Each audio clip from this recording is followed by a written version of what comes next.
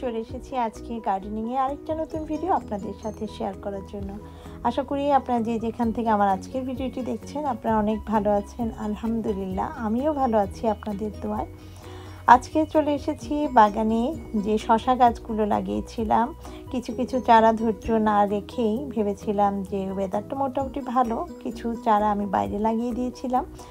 এগুলো হচ্ছে সেই চারা যেগুলো বাড়ছে তো নাই, তারপরে পাতাগুলো হলদে হয়ে যাচ্ছে। এখানে দেখে বোঝা যাচ্ছে একেবারে পাতাগুলো হলুদ হয়ে গেছে। যদিও আলোতে আছে, সূর্যের আলো সবই পাচ্ছে, কিন্তু ঠান্ডার কারণে পাতাগুলো কুঁকড়ে যাচ্ছে এবং সেই সাথে হলদে হয়ে যাচ্ছে। আজকে আপনাদের সাথে আমি শেয়ার করব কিভাবে একেবারে বিনা খরচে আমি এই শশার চারাগুলোকে রিপোর্টিং করব, সেটাই আপনাদের সাথে শেয়ার করব। আশা করি আপনাদের কাছে যারা নতুন গার্ডেনার আছেন তাদের কিছুটা হলেও উপকার আসবে। একেবারে পয়সা খরচ না করে এখন গার্ডেনিং করা খুবই কষ্টকর। আসলে গার্ডেনের যে কোনো জিনিস এত এক্সপেন্সিভ, সেটা যদি হয় সয়েল তবে তো আর কথাই নেই। আর যে মাটি বা কম্পোস্টগুলো পাওয়া যায় সেগুলো দিয়ে কিন্তু ঠিক সেই পরিমাণে আমাদের কন্টেনারগুলোকে আমরা ভরতে পারি না। তাই যে কাজটি করছি, এই যে বড় ড্রামটি আমি প্রথমে দেখালাম সেটা কিন্তু পুরোটাই আমার অর্গানিক সার। সেটাতে আমি কোনো প্রকার এখানে যে কন্টেনারগুলো রয়েছে সেগুলো তো সেই সারগুলো দিয়েই আমি মাটি তৈরি করেছি। জাস্ট ঘরের যে আবর্জনাগুলো হয়েছে সেগুলো থেকেই কিন্তু এই মাটিগুলো তৈরি হয়েছে। তো এর ফলে কিন্তু আমার আর মাটি কেনার জন্য কোনো প্রকার পয়সা এখানে লাগছে না। সেই মাটিগুলো দিয়েই কিন্তু আমি এখানে প্রত্যেকটা কন্টেনার ভরে নেব।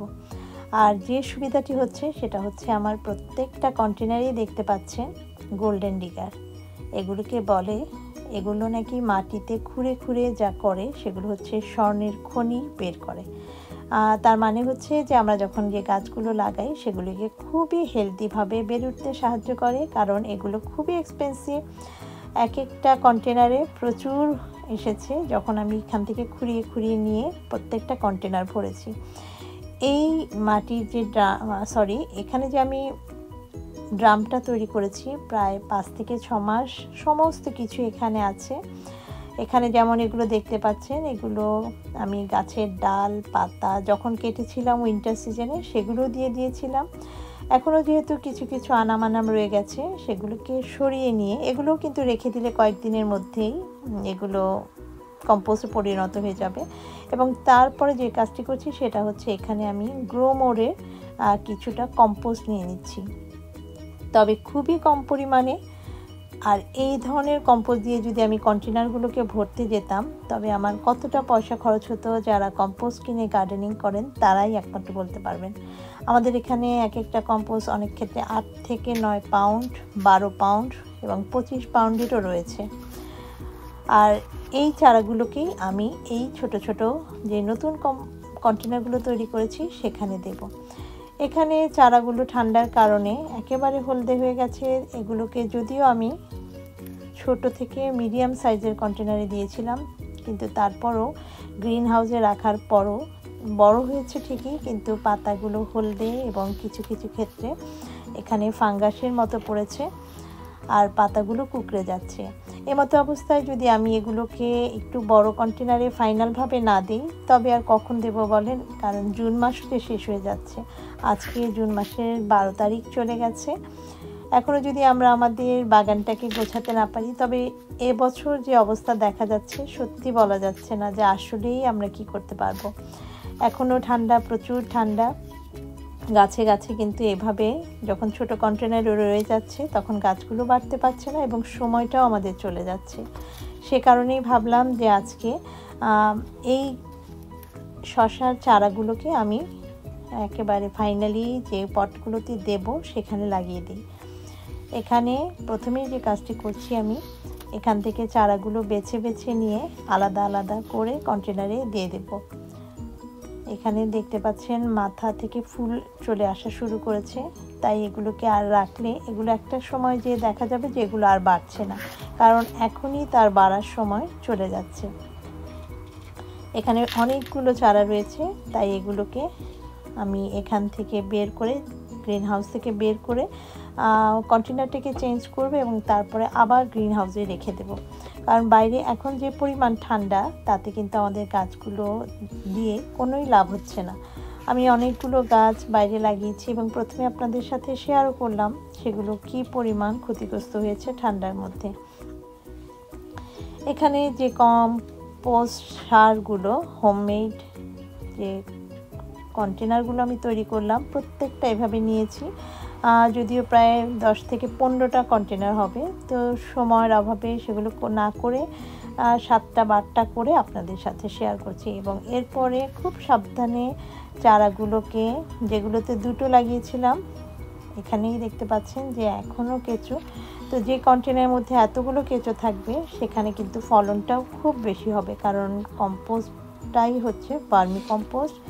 এবং এর ফলে এখানে আমি শিকড়গুলোকে কোনোভাবেই আঘাত না দিয়ে এভাবে জাস্ট হোল করে পুরোটাই এখানে রেখে দেব।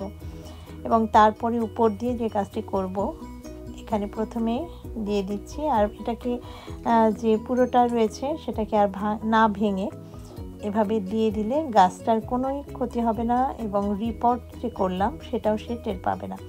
এভাবে করে দেওয়ার পরে হালকা করে একটু চেপে দিতে হবে, যেন শিকড়টা একেবারে ভেতরে চলে যায় এবং বাতাস যেন এখানে না থাকে, সেই কারণে একটু ঢেকে দেব। এবং এখানে আমি গ্রোমোরের যে কম্পোস্টটা নিয়ে আসলাম সেটা উপর দিয়ে দিচ্ছি। যদিও এটা না দিলেও চলতো, তবে এটা দেওয়ার কারণ হচ্ছে উপরের মাটিটা কিছুটা স্মুথ দেখা যাবে এবং নিচে যে মাটিগুলো আমি দিয়েছি কম্পোস্টগুলো, সেটা আরও সুন্দরভাবে ভেতরে চলে যাবে, কিছুটা উপরে কভার পেয়ে। এখানে প্রত্যেকটার মধ্যেই একইভাবে একই যত্ন করে দিচ্ছি। এখানে দেখা যাচ্ছে যে পাতাগুলো কতটা হলদে হয়ে যাচ্ছে, কারণ এখন তার গ্রোথের সময়। কিন্তু যেহেতু আমাদের এখানে ইউকেতে এখন প্রচণ্ড ঠান্ডা, গাছগুলো কোনোভাবেই বেড়ে উঠছে না। আমি জানি না আমাদের এখানে এই অবস্থা, সবার অনেকেরই গাছ মাশাআল্লাহ অনেক ভালো হচ্ছে, সম্ভবত তাদের ওয়েদারটার উপর নির্ভর করে। আবার অনেকে যারা গ্রিন হাউসে রেখেছেন তারা তো হারভেস্ট করাও শুরু করে দিয়েছেন। সেটাই, ওয়েদারটা আপনাদের দেখে এরিয়ার তারপরে গাছগুলোকে বাইরে দেওয়ার চেষ্টা করবেন।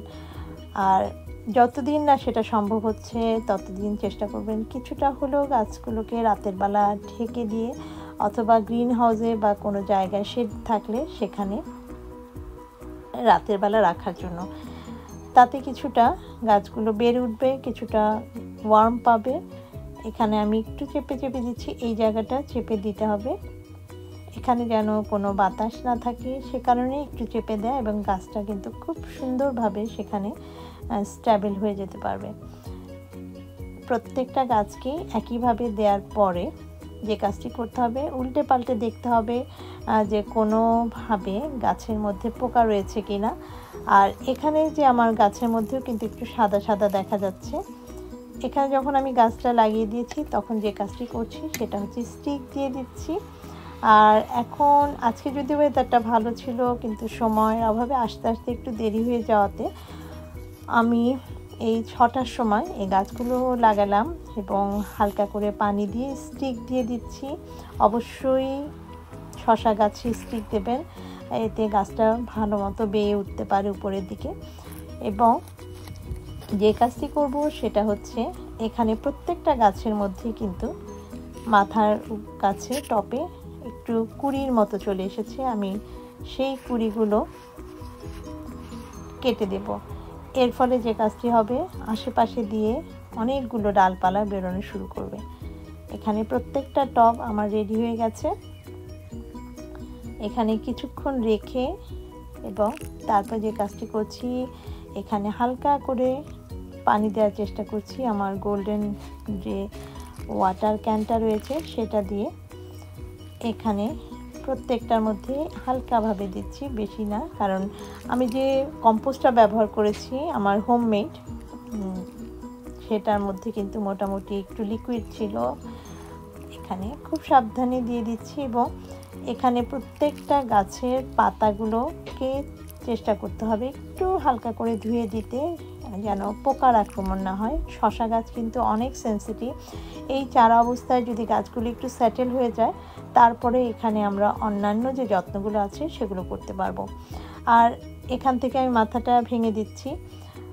এখানে আমি কোনো প্রকার এক্সট্রা সার দেব না, কারণ যে কম্পোস্টটা আমি দিয়েছি সেখানে ডিমের খোসা, কলার খোসা, এনপিকে, ফসফরাস, নাইট্রোজেন সব ছিল।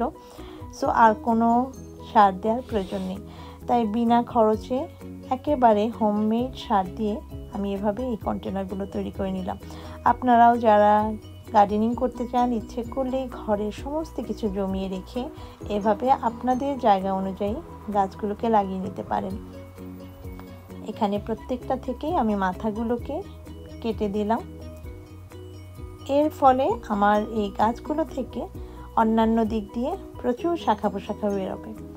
আর এই ছোট গাছগুলোতে যদি ফুল এসে যায় তবে কিন্তু গাছটা বাড়তে পারবে না। সেই একটু পিঞ্চ করে দিলেই হয়ে যাবে। এবং তারপরে এখানে এখন আপাতত সাদা সাদা ছিট পড়েছে। এখানে আরও 2 দিন পরে আমি একটু হোমমেড ঘরোয়া রেমেডি দেব, এতে এই অংশটা চলে যাবে। আসলে রোদ আসলে এবং গাছটা যখন সেট হয়ে যাবে তখন কিন্তু এই যে সাদা ফাঙ্গাসগুলো পড়েছে সেটাও চলে যাবে। যদি বেশি পুরনো পাতা হয় কেটে দিতে পারেন। আশা করি আপনাদের কাছে আমার একেবারে বিনা খরচে আমি যেভাবে শশার চারাগুলো তৈরি করলাম আপনাদের কিছুটা হলেও উপকার আসবে। এবং যদি আমার আজকের ভিডিওটি আপনাদের ভালো লাগে এবং উপকারে আসে, তবে প্লিজ আমার ভিডিওটি শেয়ার করতে ভুলবেন না এবং লাইকস কমেন্টস করে আমাকে অনুপ্রাণিত করবেন। Thanks for watching. আল্লাহ হাফেজ।